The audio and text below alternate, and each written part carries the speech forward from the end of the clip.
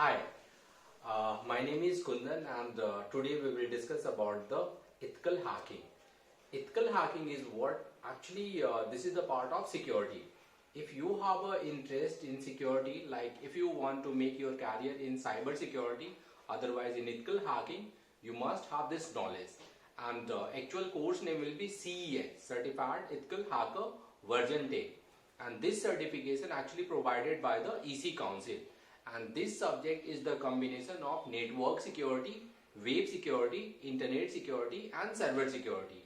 So after this course you can plan your job as a security analyst, as a security engineer, as a security advisor with any one company.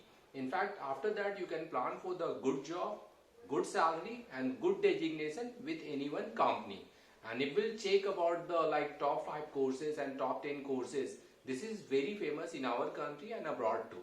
Later we will discuss other certification part of the EC Council. Thank you and all the best.